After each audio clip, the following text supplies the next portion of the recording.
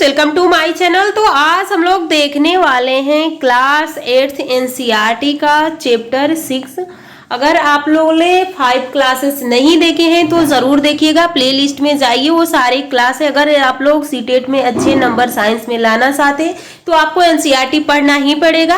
तो अगर आपके पास बुक है तो बुक को भी अपने सामने खोलिए, जंतुओं में जनन रिप्रोडक्शन इन एनिमल वाला चैप्टर खोलिए और उसमें देखिए जहाँ से लाइन बाय लाइन क्वेश्चन पूछा गया है, इसमें आज हम लोग पढ़ने वाले हैं। उसके बाद हम लोग जब थ्योरी कंप्लीट कर लेंगे तो ये एनसीईआरटी एग्जाम्पलर के ये क्वेश्चन है, इसको भी करने वाले हैं कि अगर इस चैप्टर से क्वेश्चन पूछे जाते हैं तो आप छोड़ के नहीं आएंगे। तो आप लोग क्लास के लास्ट तक बने रहिएगा और लास्ट में आप लोग कमेंट करके जरूर बताइएगा कि इसमें से क्वेश्चन आपके कितने सही हो रहे हैं या आपको क्लास कैसा लग रहा है। अपने फ्रेंड्स में भी इसको शेयर कीजिएगा जिससे कि उन सबका भी जो साइंस की क्लास साइंस है स्ट्रांग हो जाए, वो भी अपना नंबर अच्छा लेके आए। तो चलिए हम लोग स्टार्ट करते हैं। चैप्टर का नाम है जंतुओं में यानी जंतु में जनन। यानी जनन होता क्या है, तो यहाँ पे आप देख सकते हैं जनन हम किसे कहेंगे कि जनन हो, रिप्रोडक्शन का कार्य क्या है। अगर रिप्रोडक्शन नहीं होता है तो क्या होगा, तो हर जीव चाहता है कि हमारी संतानें बनी रहे, हमारी जाति बनी रहे।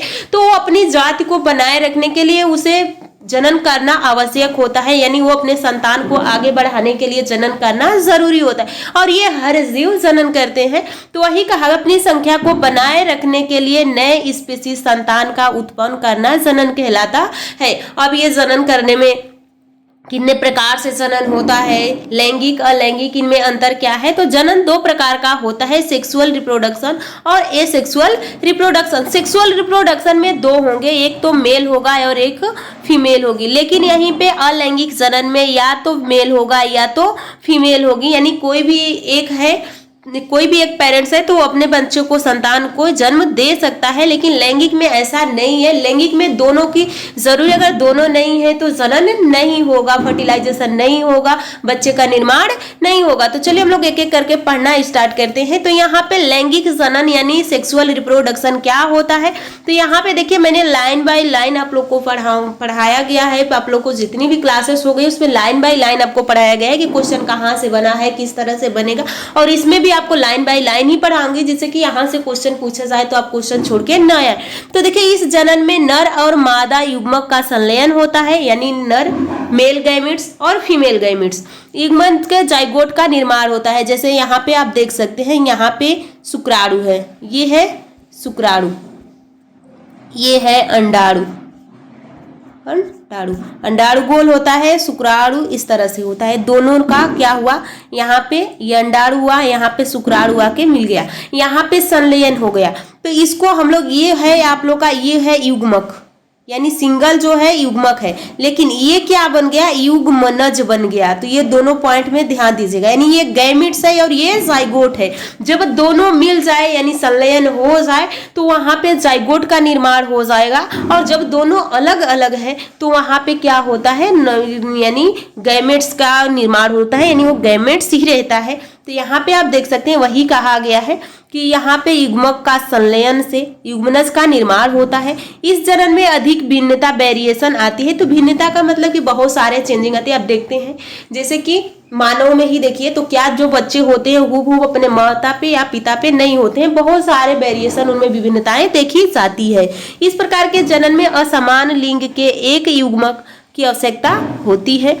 इसमें नर से शुक्राणु और मादा से अंडाणु मादा के फैलोपियन ट्यूब में निषेचन करता है। कुछ जंतु में बाह्य निषेचन भी होता है। तो जैसे कि आप देखे होंगे यहाँ पे ये मान लीजिए अंडाशय है, यहाँ पे झिल्ली नाम संरचना होती है, ये फैलोपियन ट्यूब है, यहाँ पे इस तरह से होता है, ये फैलोपियन ट्यूब है। इधर से स्पर्म जाता है और ये फैलोपियन ट्यूब है, यहाँ पे यहाँ से निकल के जो अंडाणु होता है यहाँ तक आया होता है, इधर से स्पर्म जाता है और ये फर्टिलाइजेशन हो जाता है। तो वही कहा गया है कि कहाँ पे होता है, मादा के फैलोपियन ट्यूब में होता है।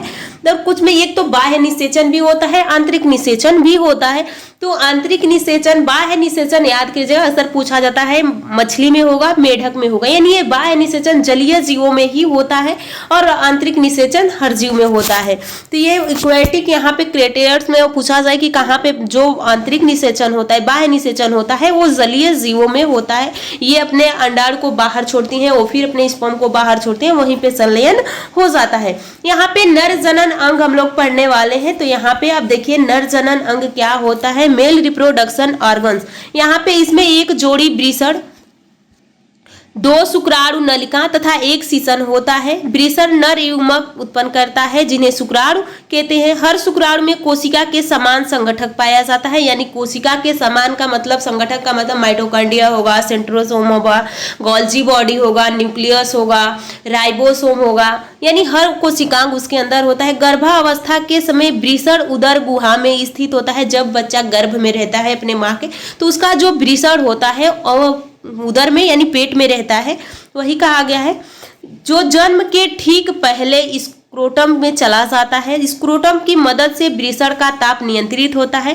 प्रोस्टेट ग्लैंड में शुक्राणु के रंग सफेद होते हैं। तो पूछा जाए कि स्पर्म का निर्माण कहाँ होता है, तो वृषण में होता है। और ये वृषण शरीर के बाहर क्यों होता है, तो ये इसको शुक्राणु के निर्माण करने के लिए हमारे शरीर से कम तापमान की आवश्यकता होती है।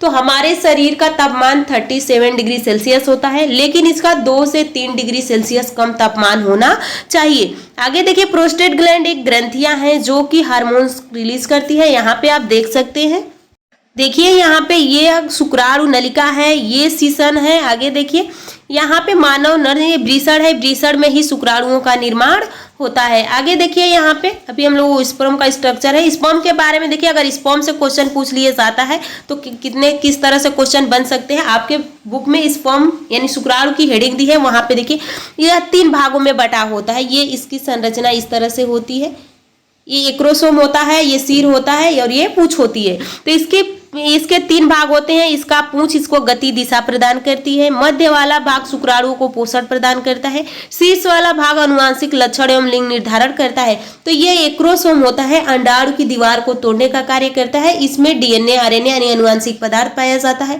यहाँ पे पीछे यानी ये जो इसमें गति करता है, क्योंकि इसमें माइटोकॉन्ड्रिया होता है और माइटोकॉन्ड्रिया से इसे ऊर्जा मिलता है, तो ये गति करता है। शुक्राणु में 23 क्रोमोसोम्स पाए जाते हैं, जिसमें 22 को ऑटोसोम और 1 को लिंक क्रोमोसोम्स कहते हैं। शुक्राणुओं का आकार तो जो एक्स होता है बड़ा होता है, लेकिन वाई होता है वो छोटा होता है। तो ध्यान दीजिए, अगर यहाँ से हर लाइन से आपके क्वेश्चन बनेंगे, कि एक भी ऐसा नहीं है कि कोई लाइन फालतू का इसमें है, सारे लाइन से आपके क्वेश्चन बनने वाले हैं। जब शुक्राणु अंडा में प्रवेश करता है तो दोनों को मिलाकर 46 गुणसूत्र का निर्माण हो जाता है। देखिए यहाँ पे शुक्राणु का देखिए सिरा है, मध्य भाग है, ये पूंछ है। यहाँ पे देखिए मादा प्रजनन अंग देखने वाले हैं हम लोग।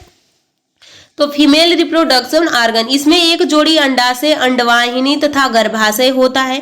अंडाशय में मादा युग्मक उत्पन्न होता है। प्रत्येक महीने एक अंडे का निर्माण होता है, जैसे कि यहाँ पे आपको फिगर में बता रही, इधर है। उसके बाद यहाँ पे इस तरह से होता है, उसके बाद यहाँ से इस तरह से होगा। यह वाला भाग अंडाशय है, यानी ये वाला गर्भाशय है, ये अंडाशय, ये फैलोपियन ट्यूब है। तो यहाँ पे देखिए 2 महीने जब लड़की 12 से 13 साल की हो जाती है तो मेंस्ट्रुएशन साइकिल स्टार्ट हो जाता है। तो 1 महीने इधर से बनता है, तो 1 महीने इधर से बनता है, यानी एकांतर बनता है। दोनों साथ में अंडाणुओं का निर्माण नहीं होता है। 1 महीने के गैप में एक अंडाणु का निर्माण होता है। तो वही कहा गया है यहाँ पे, आप देख सकते हैं कि अंडाशय में मादा युग्मक उत्पन्न होता है। प्रत्येक महीने एक अंडा का निर्माण होता है। शुक्राणु की तरह अंडाशय में एकल कोशिका का बना होता है। मानव में निषेचन फैलोपियन ट्यूब में होता है। सबसे पहले युग्मक रहेगा, फिर ये दोनों युग्मक मिलेंगे तो जाइगोट बनेगा यानी युग्मनज बनेगा, फिर भ्रूण बनेगा, उसके बाद शिशु यानी बेबी का जन्म होगा। आगे देखिए ये फिगर आप देख सकते हैं, यहाँ पे देखिए ये ओवरी है, ये फैलोपियन ट्यूब है, ये अंडवाहिनी, फैलोपियन ट्यूब को ही अंडवाहिनी बोलते हैं, ये अंडाशय है और ये गर्भाशय है। गर्भाशय की 3 परतें होती है, पेरिकार्डियम, मीजोकार्डियम, इक्टोकार्डियम। इक्टोकार्डियम हर महीने टूटती रहती है। आगे देखिए इसमें ये न्यूक्लियर यानी अंडाणु है, अंडाणु के बीचों बीच में केंद्रक होता है। यहाँ पे आप देख सकते हैं कि अंडाणु है यहाँ पे, उसके बाद ये शुक्राणु आया और इस झिल्ली को तोड़ के प्रवेश करता है। जैसे ही एक झिल्ली टूटती है तो एक ही स्पर्म को अंदर जाने देती है, उसके बाद फिर वो कठोर हो जाती है, बाकी स्पर्म को अंदर नहीं जाने देती है। ये यहाँ पे आप देख सकते हैं संलयित केंद्रक है, यानी दोनों का केंद्रक मिल चुका है। आगे देखिए इसमें हम लोग देखने वाले हैं, क्योंकि मेढक यानी फ्रॉग से भी क्वेश्चन आपके पूछे ही जाते हैं। तो यह एक उभयचर प्राणी है, इसमें बाह्य निषेचन होता है। मेढक यूरिया का, टेडपोल अमोनिया का उत्सर्जन करता है। तो पूछ लिया जाए कि मेढक यूरिया का निर्माण करता है, लेकिन टेडपोल किसका करता है, तो अमोनिया का करता है। अमोनिया के लिए ज्यादा मात्रा की पानी की आवश्यकता होती है और टेडपोल पानी में ही रहता है। मेढक के लार्वा से वयस्क मेढक बनने की प्रक्रिया मेटामॉर्फोसिस यानी कायांतरण कहलाता है। आगे देख, कायांतरण के लिए आयोडीन की आवश्यकता पड़ती है। आप मेढक पॉइंट देखिए और वहां से पढ़िए, ये सारे पॉइंट आपको उसमें मिल जाएंगे। अगर आयोडीन नहीं रहेगा तो उसका कायांतरण यानी मेटामॉर्फोसिस नहीं होगा। आगे देखिए, इसमें ये आप देख सकते हैं, यहाँ पे अंडा है, आरंभिक टेडपोल है, बाद का टेडपोल है और एक मेढक का निर्माण हो गया। अब हम लोग देखने वाले हैं अलैंगिक जनन। देखिए इसमें तो इतना ही दिया है, लेकिन जैसे ही अब क्लास 9th और 10th में, 11th 12th में की बुक पढ़ेंगे तो उसमें तो बहुत डिटेल से दिया है, लेकिन हम लोग पढ़ेंगे वो भी। लेकिन जो जितना अभी एनसीईआरटी बुक में दिया है हम लोग उसी को पढ़ रहे हैं, क्योंकि सीटेट के लिए बहुत ही, इतना ही बहुत आप लोग के लिए इंपॉर्टेंट है, क्योंकि यहाँ से ही क्वेश्चन आपसे पूछे जाएंगे। आगे देखिए, इसमें ये सेक्सुअल रिप्रोडक्शन में क्या होता है, अगर ये मेल है या फीमेल है तो ये अपने बॉडी को ही काट के निर्माण अपने संतान की कर लेती है। तो वही कहा गया, इस जनन में अधिक भिन्नता नहीं पाया जाता है, इसका उत्पन्न संतान अपने जनक के समान ही होता है। इसके अंतर्गत मुकुलन एवं खंडन, फ्रेगमेंटेशन और बर्डिंग आता है। यहाँ पे मुकुलन देखिए, मुकुलन क्या होता है, तो हाइड्रा नाम आप लोग सुने होंगे। हाइड्रा का एक इस तरह से रहता है, यहाँ से एक कली निकलती है, फिर कुछ दिन के बाद ये कली थोड़ी इतनी बड़ी होती है, फिर ये कली क्या होगी, यहाँ से अलग हो जाएगी और एक हाइड्रे का निर्माण हो जाएगा। तो यही कहा गया कि अपने शरीर के किसी भाग के टूटे से संपूर्ण शरीर का निर्माण मुकुलन कहलाता है। इस मुकुल आभार से नए जीव का निर्माण होता है, इसलिए इसे मुकुलन कहते हैं। हाइड्रा में जनन मुकुलन विधि द्वारा होता है। तो ये नहीं पूछेगा आपसे, मुकुलन की परिभाषा आपसे नहीं पूछेगा, और मुकुलन की पूछा किस जीव में होता है, तो हाइड्रा में होता है। आगे देखिए, अगला टॉपिक क्या है, यहाँ पे आप देख सकते हैं, ये हाइड्रा का फिगर है, आपके बुक का ही फिगर है। देखिए यहाँ पे एक कली निकली, फिर बड़ी हुई, फिर इतना बड़ा हो गया और यहाँ से ये कली कट हो जाएगी। अमीबा में क्या होता है, अमीबा में द्विखंडन होता है। अमीबा अपने शरीर को ही तोड़ देता है। ध्यान दीजिएगा कि ये अमीबा है, यहाँ पे केंद्रक है। अगर अमीबा यहाँ से काट गया तो नया अमीबा नहीं बनेगा। नए अमीबे बनने के लिए उसको केंद्रक की आवश्यकता होती है, और केंद्रक रहेगा तभी नए अमीबे का निर्माण होगा। तो अमीबा एक कोशिकीय समुद्री जीव है। इसमें जीव विभाजित होकर दो संतति उत्पन्न करते हैं, इसलिए इसे द्विखंडन कहते हैं। यहाँ पे आप देख रहे हैं विभाजित हो रहा है केंद्रक, उसके बाद यहाँ से दोनों अलग हो जाएंगे। यहाँ पे अगला देखिए। चलिए, तो हम लोग आज की क्लास यहीं पे समाप्त करते हैं। नेक्स्ट क्लास में हम लोग परखनली शिशु यानी टेस्ट ट्यूब बेबी पढ़ेंगे, उसके बाद सारे क्वेश्चन करेंगे। तो आप लोग चैनल को सब्सक्राइब कर लीजिए, वीडियो को लाइक कीजिएगा, कमेंट करके जरूर बताइएगा कि आपको क्लास कैसा लगा।